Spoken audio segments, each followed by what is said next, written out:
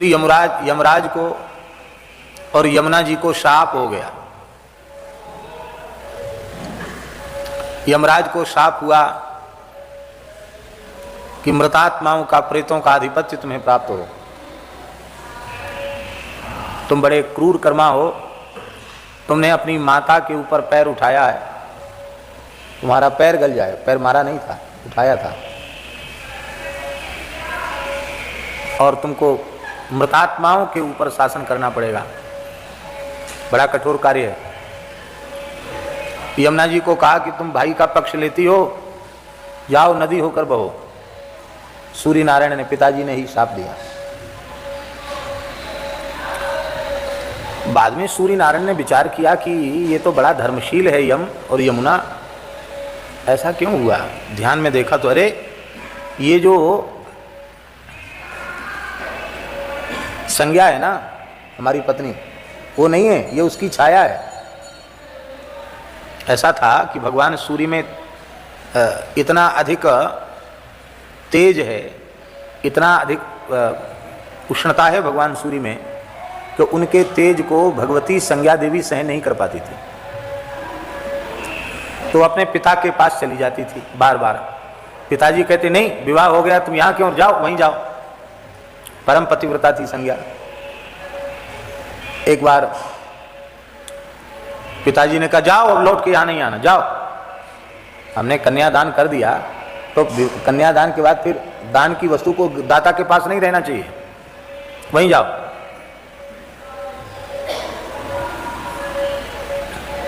पिता की आज्ञा तो माननी ही थी। वे आ गई, अपनी छाया को ही उन्होंने अपने स्वरूप में सूर्य भगवान की सेवा में छोड़ दिया और स्वयं तप करने चली गई।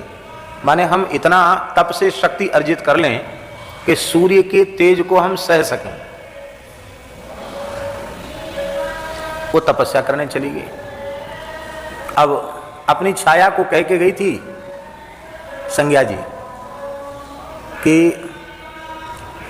देखो भगवान सूर्य को पता न चले कि तुम छाया हो मेरी, मेरे कर्तव्य का पूरा पालन करना और पुत्रों के प्रति भेद नहीं रखना, क्योंकि जानती थी इससे भी संतान होगी, कहीं भेद ना हो जाए। बोला ठीक है।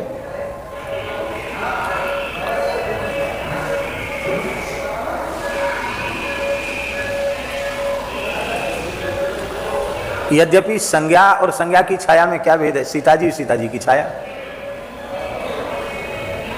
वो प्रतिबिंब संज्ञा ही थी, लेकिन संज्ञा के गर्भ से शनैश्चर का जन्म हुआ और छाया मार्तंड संभूतम, छाया के गर्भ से जन्म हुआ। और इधर संज्ञा के द्वारा यमराज और यमुना जी का जन्म हुआ था, और बडवा के द्वारा अश्विनी कुमारों का जन्म हुआ। वैवस्वत मनु का जन्म भी छाया से ही हुआ। तो अपने पुत्रों पे लाड़ प्यार ज्यादा करती थी छाया देवी, इनको डांटती डपटती थी। यमराज को गुस्सा आ गया कि बिना अपराध के तू पीटती है, नाराज होती है। उसने, बालक तो थे, पैर उठा दिया क्रोध में, प्रहार नहीं किया, कल पैर उठा दिया। अरे छोटे बच्चे हाथ पैर उठा ही देते हैं। छाया ने कहा जा, तेरा पैर गल के गिर जाए, कीड़े लेके चले जाए। माता के ऊपर पैर उठा। सूर्य से शिकायत कर दी। सूर्य नारायण ने यमराज को शाप दिया। यमुना जी ने कहा इनका अपराध नहीं है, आप विचार तो करें। अच्छा तू भी पक्ष ले रही है, तुझे भी शाप है, तुम नदी होकर बहो, तुम मृतात्माओं के ऊपर शासन करो। और ध्यान दिया कि ऐसा हुआ क्यों, तो इसका भेदभाव क्यों है? भेदभाव तत्काल अपनी ध्यान में सूर्य नारायण ने देख लिया, समझ लिया। उनको लगा कि वस्तुतः यमराज और यमुना जी का तो कोई दोष ही नहीं है। तब उन्होंने कहा कि तुम्हारे पैर का कुछ अंश कृमि लेकर धरती पर चले जाएंगे, माता का शाप भी सत्य हो जाएगा, तुम्हारा पैर ठीक ठाक रहेगा। तुम मृतात्माओं के शासक तो रहोगे ही, लेकिन उनका कोई प्रभाव तुम्हारे चित्त पर नहीं पड़ेगा। तुम भगवान के महान भागवतों में तुम्हारी गणना होगी। तुम्हें कठोरता करने का दोष नहीं लगेगा, क्योंकि तुम तो न्यायाधीश हो। जज फांसी देता है पर उसको फांसी देने का पाप नहीं लगता कि तुमने ब्रह्म हत्या कर दी और अमुक की हत्या कर दी, वो पाप उसको नहीं लगता। हाँ, यदि न्यायोचित फैसला वो न ले तो पाप लगेगा उसको, और वो फांसी दे देता तो उसको कोई पाप नहीं। न दे तो पाप है, यदि फांसी जैसा पाप किया है और फांसी न दे तो उसको पाप लगेगा, किंतु फांसी देता तो उसको पाप नहीं लगेगा। देश की सीमाओं पर खड़े सिपाही दुश्मन से लोहा न लें, वहां खड़े होकर के भी कहें अहिंसा परमो धर्म, हम किसी पर गोली नहीं चलाएंगे, तो देश की सीमाएं सुरक्षित रहेंगी। इसलिए उन्हें पाप नहीं लगता। उनको युद्ध में वीर प्रतिपक्ष का, शत्रुओं का वध करता है, वध युद्ध करते करते वीर गति को प्राप्त होता है। तो योग युक्त सन्यासी को जो गति प्राप्त होती है वही गति युद्ध में रणे चाभिमुखे हतः, वही गति उसको प्राप्त होती है। तो ये सब बात बहुत ध्यान से सुनने समझने की है। यमराज को कोई दोष नहीं है। अब दोनों चले गए सूर्य की सन्निधि से, वो तो यमलोक में हो गए और ये नदी बनकर बहने लगी। यमुना जी को भगवान अंगीकार करेंगे, पाणी ग्रहण करेंगे। एक रूप तुम्हारा नदी का होगा, एक तुम्हारा आधिदैविक स्वरूप साक्षात होगा, उस स्वरूप से श्री कृष्ण तुम्हारा पाणी ग्रहण करेंगे। तो अब यमुना जी को अपने भैया का वियोग सताया, बहुत वियोग सताया। मेरा भाई, इतना प्यारा भाई चला गया, अलग अलग हो गए भाई बहन हम दोनों। तो यमुना जी बहुत व्याकुल हुई। तो कार्तिक शुक्ल द्वितीया के दिन ब्रज में, मधुवन में विश्राम घाट पर श्री यमराज पधारे। और उस समय श्री यमुना जी ने अपने हाथ से सुंदर पकवान बना करके, मिष्ठान बना करके, खीर मालपुआ बना के यमराज को बड़े प्रेम से जिमाया, टीका किया। तब से ये भैया दूज भ्रातृ द्वितीया प्रसिद्ध हो गई। पोथी में लिखा है, स्कंद पुराण में लिखा है कि आज की तिथि के दिन अपनी बहन के घर जाकर भोजन करना चाहिए।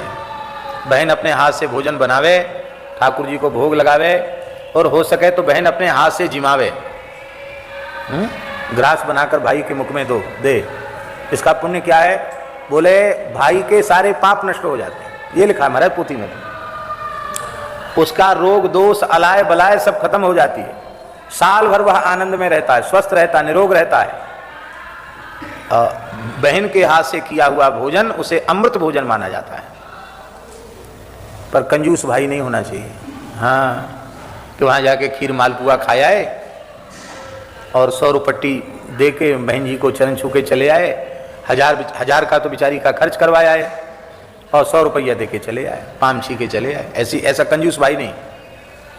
भाई ऐसा होना चाहिए अपनी सामर्थ्य के अनुरूप वह वस्त्र, आभूषण और द्रव्य अर्पित करे।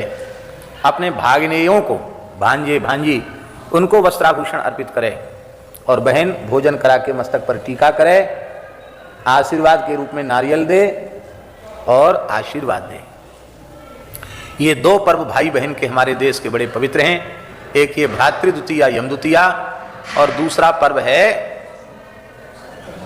कौन? रक्षाबंधन।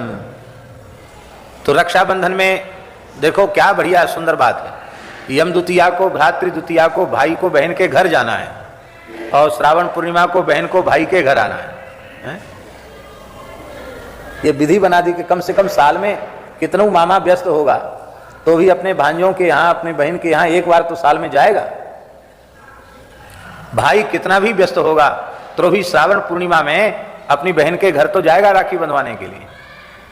इस तरह से ये पर्व हमारे सनातन धर्म के बड़े पवित्र पर्व हैं। और उस समय बहन का नेग होता, नेग जानते हैं ना, नेग तो मांगने का नेग भी होता है। तो यमुना जी से यमराज ने भोजन करके, टीका करा के नेग मांगा है। यमुना जी ने नेग मांगा। यमराज ने कहा कि तुम्हारा नेग है, तुम मांग लो, आज हम प्रसन्न हैं, तुमको जो चाहिए सो मांग लो। कि यमराज बड़े हैं, यमुना जी छोटी है। मांग लो। यमुना जी के हृदय में दया बहुत विशेष है, जीवों के प्रति यमुना जी के मन में बड़ी भारी करुणा है। श्री यमुना जी ने कहा, भैया हमने सुना है आप बहुत सजा देते हो, पापियों को बहुत दंड देते हो, यमराज की यातना बड़ी भयंकर है। हाँ बहन जी, काम तो हमारा ऐसा ही है, तेल के कड़ाहों में खौलाना, मुग्धग्रहों से पीटना और आरा चलवा देना, जाने कैसी कैसी यातना हम दिलवाते हैं पापियों को। तो ये तो बहुत बुरा काम है, बुरा काम हो चाहे अच्छा काम हो, यही हमको मिला है, हम यही करते हैं। तो ये बेचारे जीव, इनका पाप से बचना तो बड़ा कठिन है।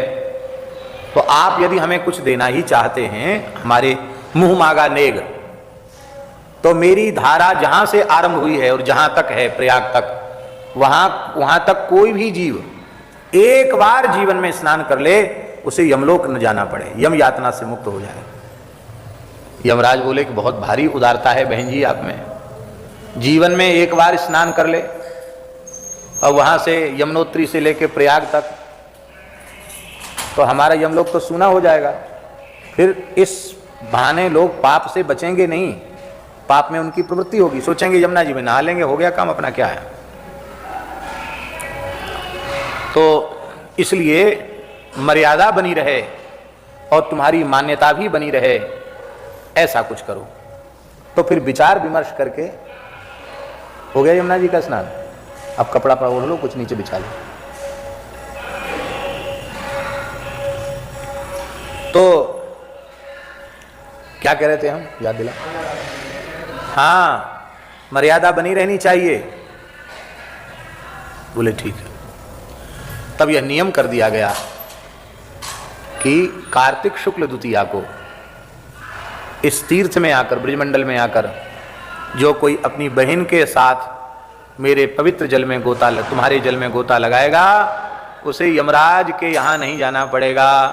बोलो भक्तवत्सल भगवान की। और यमुना जी में रोज गोता लगे तो फिर तो क्या कहना, जहाँ जहाँ यमुना बहे तहाँ तहाँ जम ना आए।